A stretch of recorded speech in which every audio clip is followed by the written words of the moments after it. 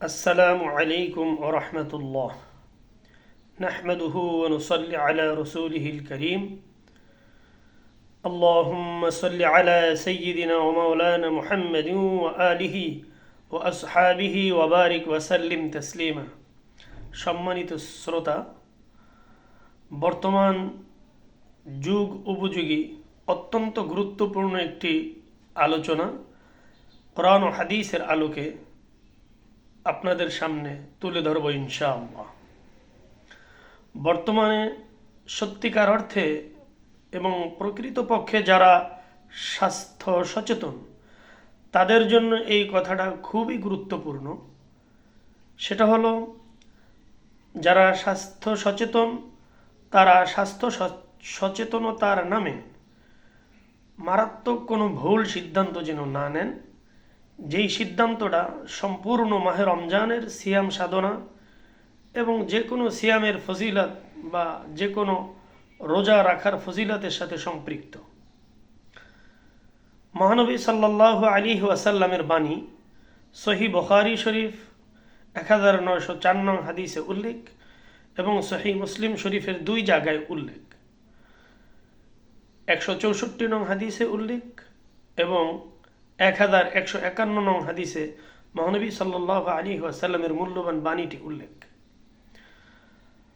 হযরত আবু হুরায়রা রাদিয়াল্লাহু তাআলা আনহু থেকে বর্ণিত বাণীটি আমি মহানবী সাল্লাল্লাহু আলাইহি ওয়াসাল্লামের ভাষায় বর্ণনা করছি। প্রথম, وعن أبي هريرة رضي الله تعالى عنه قال قال رسول الله صلى الله عليه وسلم كل عمل ابن آدم يضاعف الحسنة بعشر أمثالها إلى 700 ضعف قال الله تعالى إلا الصوم فإنه لي وأنا أجزي به يدع شهوته وطعامه من أجل للصائم فرحتان، فرحة عند فطره وفرحة عند لقاء ربه والحلوف فم الصائم أطيب عند الله من ريح المسك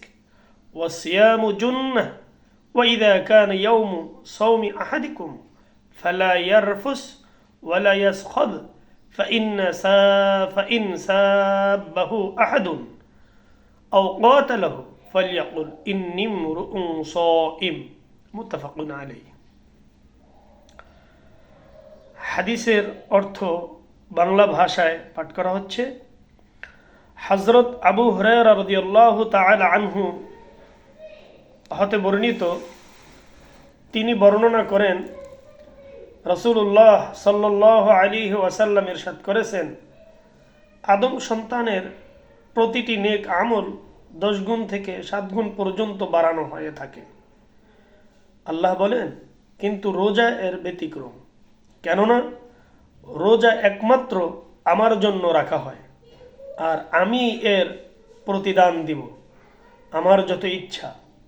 বান্দা আমারই জন্য নিজের প্রবৃত্তি এবং পানাহার পরিহার করে থাকে।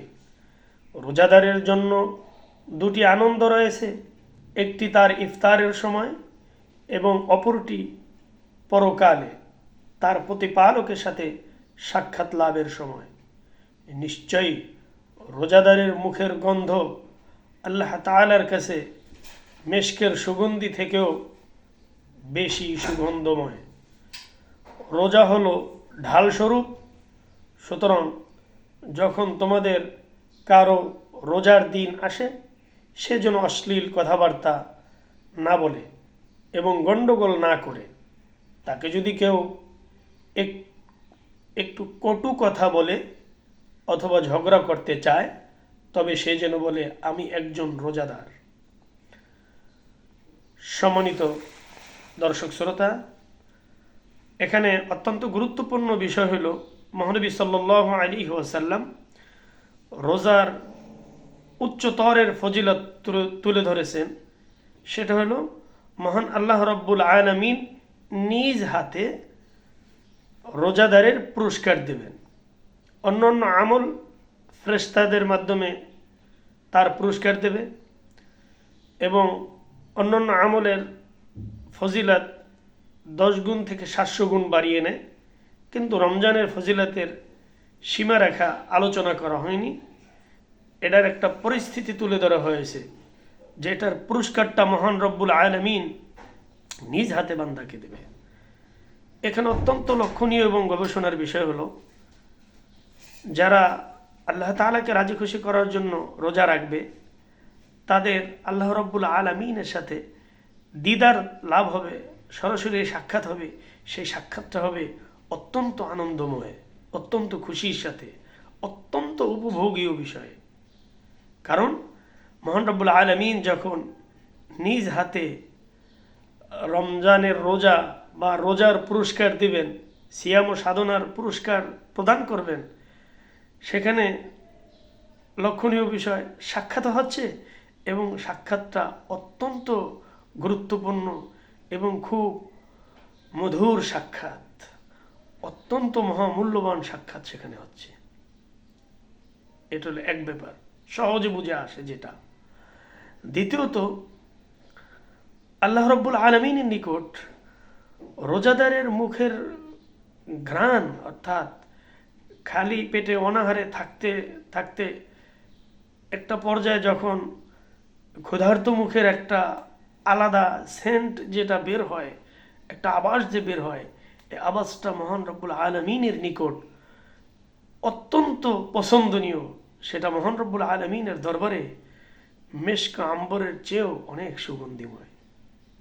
সুবহানাল্লাহ।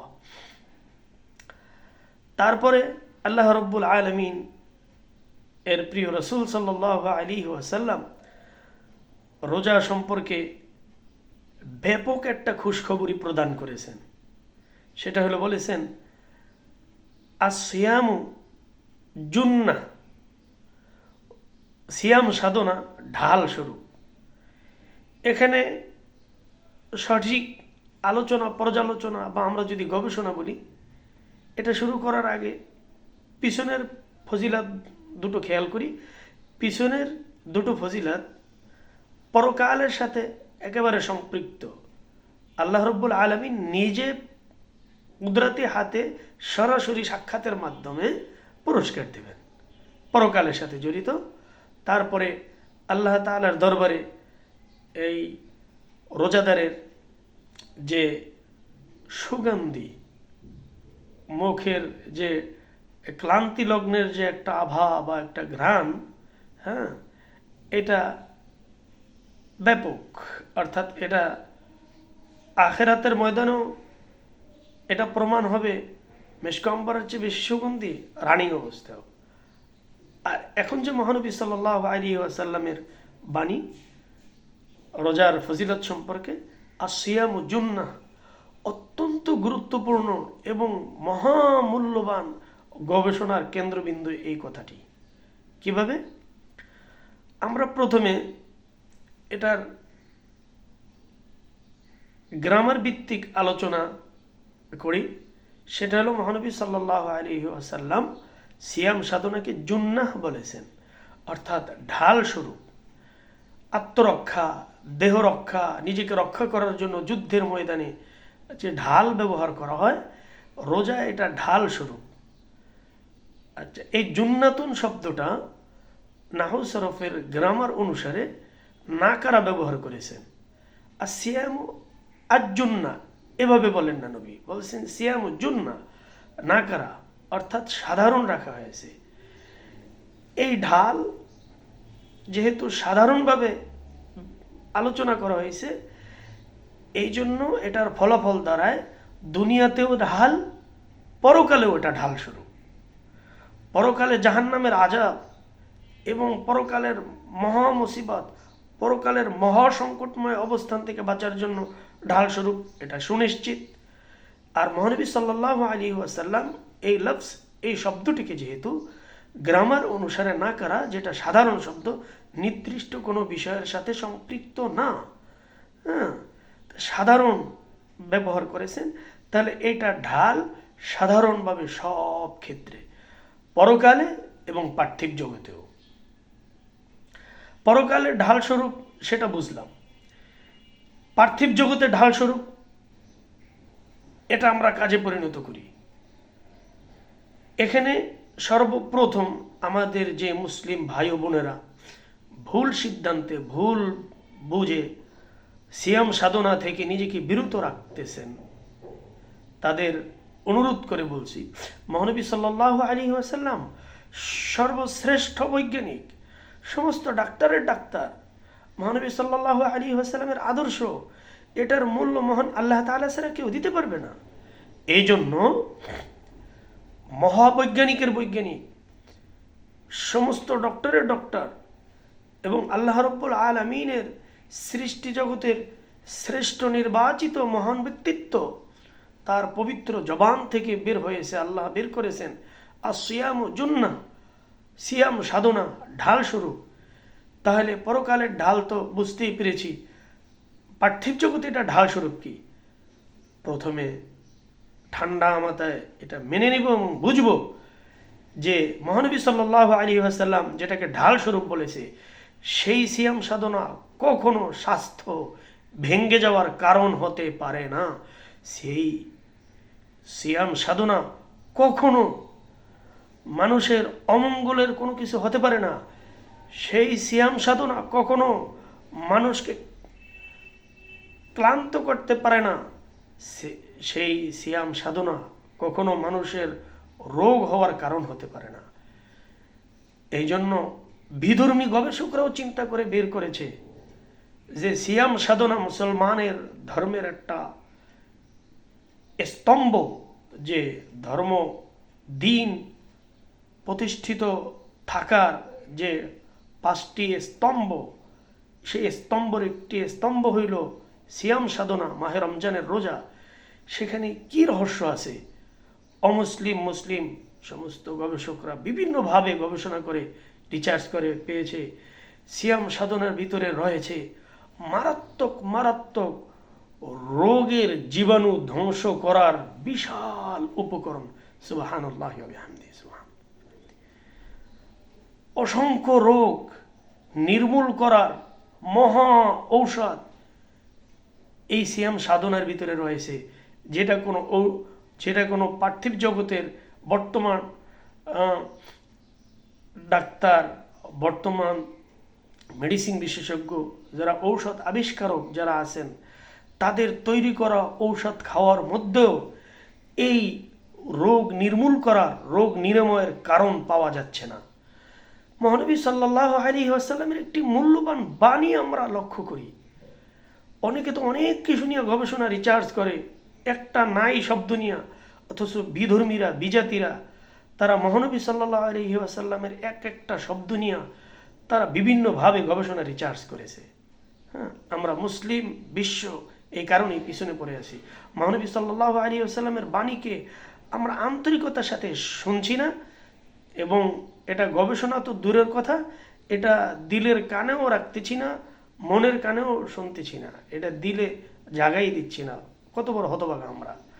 তো মহানবী সাল্লাল্লাহু আলাইহি ওয়াসাল্লাম যেই সিয়াম সাধনাকে জুন্নাহ ঢাল বলেছেন পার্থিব জগতে, সেটা কখনো স্বাস্থ্য ভেঙ্গে যাওয়ার কারণ হতে পারে না। সিয়াম সাধনাই হতে পারে স্বাস্থ্য সুন্দর এবং সঠিক সুস্থ রাখার অত্যন্ত কার্যকরী একটা ব্যবস্থা। তা আমরা সিয়াম সাধনা পালন করব মহান আল্লাহকে সন্তুষ্ট করার জন্য, নিজের স্বাস্থ্য সচেতনতার জন্য না। যে কোনো কাজ আল্লাহর রেজামন্দের জন্য যদি আমরা পালন করি, তাই পার্থিব অন্যান্য লাভ থেকে আমরা কখনো বঞ্চিত হব না। এই জন্য বোকার মতো আমাদের লক্ষ্য যেন পার্থিব জগতের সুস্থ থাকা, স্বাস্থ্য হওয়া না হওয়া, ভেঙ্গে যাওয়া না ভেঙ্গে যাওয়া, ওই দিকে লক্ষ্য করবো না। আল্লাহর হুকুম, মহানবী সাল্লাল্লাহু আলাইহি ওয়াসাল্লামের সুন্নাত তরিকা অনুসারে পালন করব। তাহলে পার্থিব জগতের যে উপকারিতা সেটাও আসবে। সেটা আলোচনা করলাম কেন? যে মুসলিম ভাই ও বোনেরা, যুবক যুবতীরা ভুল সিদ্ধান্তে, ভুল মন মানসিকতায় গড়াগড়ি খাচ্ছি এবং সিয়াম সাধনা পালন করতে পারতেছি না, স্বাস্থ্য ভেঙ্গে যাওয়ার ভয় করতেছি, তাদেরকে জোরালো অনুরোধ করতেছি এই আলোচনাটি আরও রিসার্চ গবেষণা করে বাংলাদেশের, বাংলার জমিনের মহান বিখ্যাত, মহান বড় বড় আলিমুল উলামা মাশায়েখগণদের সাথে পরামর্শ করা হইল, এটা আরও ভালোভাবে বুঝুন এবং জানুন, আমল করুন। হ্যাঁ, আমরা মাহে রমজানের, আসন্ন মাহে রমজানের একটি সিয়াম, একটি রোজাও আমরা ভঙ্গ করব না, আল্লাহকে রাজি খুশি করার জন্য রাখবো।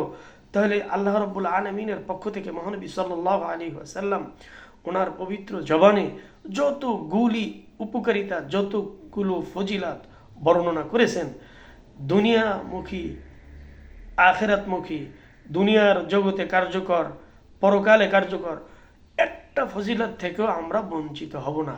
চাই সেই ফজিলতের হাদিস আমার জেহেনে মুখস্থ থাকুক বা না থাকুক, যেই ফজিলত ঘোষণা করা হয়েছে যেই কাজের জন্য, যে আমলের জন্য, মহামূল্যবান সিয়াম সাধনার জন্য, সেই কাজ আমরা পালন করলে আল্লাহকে রাজি খুশি করার জন্য সমস্ত ফজিলত এবং সমস্ত উপকারিতা এমনিতে ইনশাল্লাহ আল্লাহ রাব্বুল আলামিন আমাদেরকে প্রদান করবেন।